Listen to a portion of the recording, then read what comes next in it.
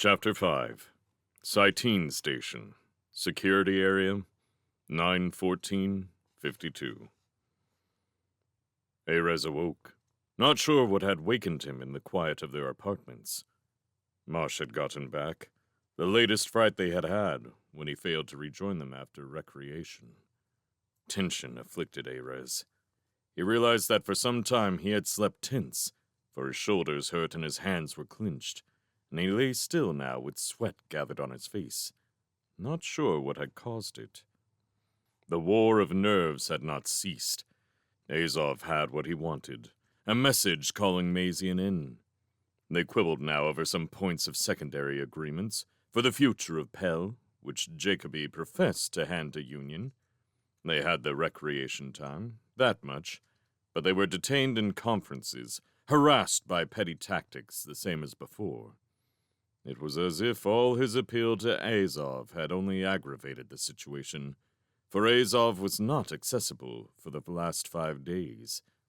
Gone, lesser authorities insisted, and the difficulties raised for them now had the taint of malice. Someone was astir outside. Soft footsteps. The door slid back unannounced. Diaz's silhouette leaped into it. "Segust," she said. "Come. You must come. It's Marsh." He rose and reached for his robe, then followed Diaz. Carl Bella was stirring from his room likewise, next door to him. Marsh's room was across the sitting room, next to Diaz's, and the door was open. Marsh hung gently turning by his belt, looped from a hook from which had held a movable light. The face was horrible. Erez froze an instant, then dragged back the chair which had slid on its track, climbed up, and tried to get the body down. They had no knife, had nothing with which they might cut the belt. It was embedded in Marsh's throat, and he could not get it free and support the body at once. Bella and Diaz tried to help, holding the knees, but that was no good. "We've got to call security," Diaz said. Erez climbed down the chair, hard breathing, stared at them. "I might have stopped him," Diaz said. "I was still awake. I heard them moving about. A great deal of noise. And strange sounds. And when they had stopped so suddenly and so long, I finally got up to see." Erez shook his head, looked at Bella, then stalked out to the sitting room and the comm panel by the door, punched through a request to security. "One of us is dead," he said. "Put me through to someone in charge." "Request will be relayed," the answer came back. "Security is on its way." The contact went dead. No more informative than usual. Erez sat down, head in hands, tried not to think of Marsh's horrible corpse slowly spinning in the next compartment. It had been coming. He had feared worse, that Marsh would break down in his tormentor's hands. A brave man after his own fashion. He had not broken.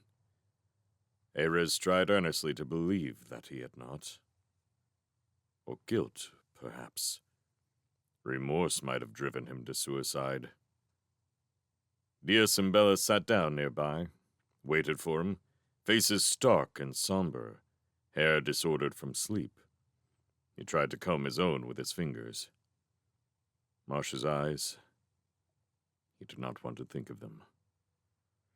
A long time passed. "What's keeping them?" Bella wondered, and Erez recovered sense enough to glance up harshly at Bella, reprimand for that show of humanity. It was the old war. It continued even in this, especially after this. "Maybe we should go back to bed," Diaz said. At other times, in other places, a mad suggestion. Here, it was sanity. They needed their rest. A systematic effort was being made to deprive them of it. A little more, and they would all be like Marsh. "Probably they will be late," he agreed aloud. We might as well. They quietly, as if it were the sanest thing in the world, retired to their separate rooms. Cherryh took off his robe and hung it over the chair by his bed, reckoning anew that he was proud of his companions, who held up so well, and that he hated Union. It was not his business to hate, only to get results. Marsh, at least, was free. He wondered what Union did with their dead. Ground them up, perhaps, for fertilizer. That would be typical of such a society. Economical. Poor Marsh. It was guaranteed that Union would be perverse. He had no sooner settled into bed, reduced his mind to a level that excluded clear thought, closed his eyes in an attempt at sleep. Then the outer door whisked open. The tread of booted feet sounded in the sitting room. His door was rudely pulled back, and armed soldiers stood silhouetted against the light. With studied calm, he rose to his feet. "Dress," the soldier said. He did so.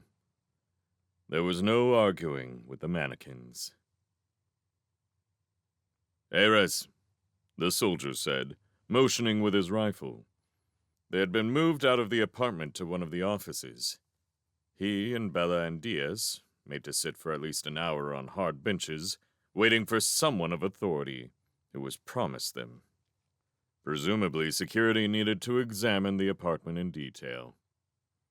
"Cherryh," the soldier said a second time, this time harshly, indicating that he should rise and follow.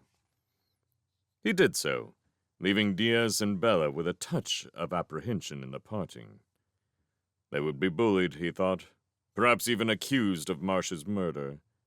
He was about to be, perhaps. Another means of breaking their resistance only, he thought. He might be in Marsh's place. He was the one separated from the others. He was taken out of the office, brought among a squad of soldiers in the outer corridor, hastened farther and farther from the offices, from all the ordinary places, taken down in a lift, marched along another hall. He did not protest. If he stopped, they would carry him. There was no arguing with these mentalities, and he was too old to submit to being dragged down a hall. It was the docks. The docks, crowded with military squad upon squad of armed troops and ships loading. "No," he said, forgetting all his policy. But a rifle barrel slammed against his shoulders and moved him on, across the ugly utilitarian decking, up to the ramp and umbilical which linked some ship to the dock. Inside, then, the air was, if anything, colder than it was on the docks. They passed 3 corridors, a lift, numerous doors. The door at the end was open and lighted, and they brought him into the steel and plastic of shipboard furnishings, sloping shapes, chairs of ambiguous design, fixed benches, decks of far more obvious curve than those of the station, everything cramped and angles strange. He staggered, unused to the footing, looked in surprise at the man seated at the table. Day and Jacoby rose from a chair to welcome him. "What's going on?" he asked of Jacoby. "I really don't know," Jacoby told him, and it seemed the truth. "I was roused out last night and brought aboard. I've been waiting in this place half an hour." "Who's in charge here?" Cherryh demanded of the mannequins. "Inform him I want to speak with him." They did nothing, only stood, rifles braced all at the same drill angle. Cherryh slowly sat down, as Jacoby did. He was frightened. Perhaps Jacoby himself was. He lapsed into his long habit of silence, finding nothing to say to a traitor at any event. There was no polite conversation possible. The ship moved, a crash echoing through the hull and the corridors and disturbing them from their calm. Soldiers reached for handholds as the moment of queasy null came on them. Freed of station's grab, they had a moment yet to acquire their own, as ship's systems took over. Clothes crawled unpleasantly, stomachs churned. They were convinced of imminent falling, and the falling when it came was a slow settling. "We've left," Jacoby muttered. "It's come, then." Cherryh said nothing, thinking in panic of Bella and Diaz, left behind. Left. A black-clad officer appeared in the doorway, and another behind him. Azov. "Dismissed," Azov said to the mannequins, and they went out in silent order. Cherryh and Jacoby rose at once. "What's going on?" Cherryh asked directly. "What is this?" "Citizen Cherryh," said Azov. "we are on defensive maneuvers." "My companions, what about them?" "They are in a most secure place, Mr. Cherryh. You've provided us the message we desired. It may prove of use, and therefore, you're with us. Your quarters are adjoining, just down that corridor. Kindly confine yourself there." "What's happening?" he demanded, but the aide took him by the arm and escorted him to the door. He seized the frame and resisted, casting a look back at Azov. "What's happening?"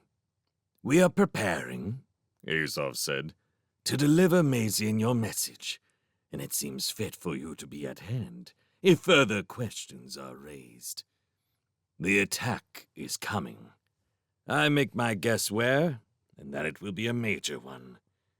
Mazian doesn't give up stations for nothing, and we're going, Mr. Cherryh, to put ourselves where he has obliged us to stand. Up the wager, as it were. He's left us no choice, and he knows it. But of course, it's earnestly to be hoped that he will regard the authority you have to recall him. Should you wish to prepare a second, even more forceful message, facilities will be provided you." "To be edited by your experts." Azov smiled tautly. "Do you want the fleet intact? Frankly, I doubt you can recover it. I don't think Mazian will regard your message, but as he finds himself deprived of bases, you may yet have a humanitarian role to fill." Cherryh said nothing. He reckoned silence even now the wisest course. The aide took him by the arm and drew him back down the corridor, showed him into a barren compartment of plastic furniture, and locked the door. He paced a time, what few paces the compartment allowed. In time, he yielded to the weariness in his knees and sat down. He had managed badly, he thought. Diaz and Bella were, wherever they were, on a ship or still on the station, and what station they had been on he still didn't know. Anything might happen. He sat shivering, suddenly realizing that they were lost, that soldiers and ships were aimed at Pale and Mazian, for Jacoby was brought along too. Another humanitarian function. And his own stupidity had played to stay alive, to get home. It looked less and less likely. They were about to lose it all. "A peace has been concluded," he had said in the simple statement he had permitted to be recorded, lacking essential codes. "Security Council Representative Segust Cherryh, by authority of the Earth Company and the Security Council, requests the fleet make contact for negotiation." It was the worst of all times for Major Battle to be joined. Earth needed Mazian where he was, with all his ships striking at random at Union, a nuisance, making it difficult for Union to extend its arm earthward. Mazian had gone mad, against Union's vast extent, to launch the few ships he had, and to engage on a massive scale and lose. If the fleet was wiped out, then Earth was suddenly out of the time he had come here to win. No Mazian, no Pell, and everything fell apart. And might not a message of the sort he had framed provoke some rash action? Or confound maneuvers already in progress, lessening the chance of Mazian's success even further? He rose, paced again the bowed floor of what looked to be his final prison. A second message, then. An outrageous demand. If Union was as self-convinced as the mannequins, as humorously convinced of their purpose, they might let it pass, if it fit their demands. Considering merger of company interest with Union in trade agreements, he composed in his head. Negotiations far advanced. As earnest of good faith in negotiations, cease all military operations. Cease fire and accept truce. Stand by for further instructions. Treachery. To drive Mazian into retreat, into the kind of scattered resistance Earth needed at this stage. It was the only hope.